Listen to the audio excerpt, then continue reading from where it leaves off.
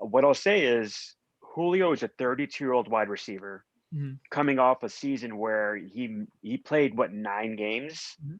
and he was injured. In the 9 games he played, he probably didn't even play full games throughout that. Like he was injured throughout those games as well. Like there will be a market for him, and Bleacher Report threw out some trades where Falcons are going to get first round picks for him, whatever. I just personally don't see that. I don't know why anyone I would agree. trade a first round pick for Julio Jones when he's not healthy, about to be 33, when you could just go draft a wide receiver like Justin Jefferson was drafted this year, and he was drafted 27th. It's not like he was drafted, top 5, top 10. He was drafted 27th, and it was an instant impact. Sure. Wide receivers are easier to find in the draft. Chris Godwin, second round pick.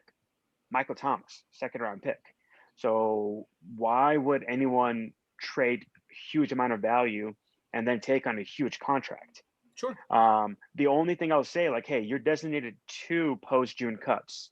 If the Falcons were to do that with both Matt Ryan and Julio, and that's literally hitting the reset button, and I 100% doubt it'll happen, but this is like going completely, other side, 100% rebuild. If they were to cut both of them, you'd be able to save 30 million this year and 30 million next year. It'll be the half the hit each year's.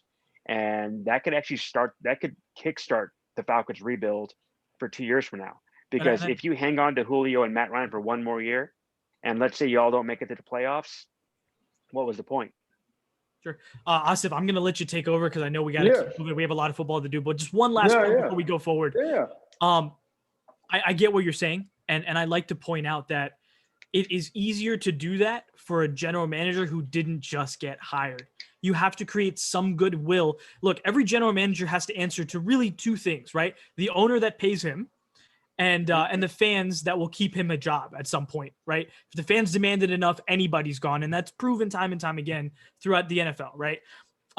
If in this case, Arthur Blank wanted to move on from the Matt Ryan and Julio Jones era, he should have had Thomas Dimitroff do it, throw him a little extra bonus if he needs to get it done, and then get Dimitroff out of here. To do that with a brand new GM is very difficult because I don't think fans will get behind that GM. It will take a lot of goodwill, a lot of good moves that may take 2, 3, 4, 5 years down the road to actually pan out for Falcons fans to turn around and say, oh, this GM actually did the right thing.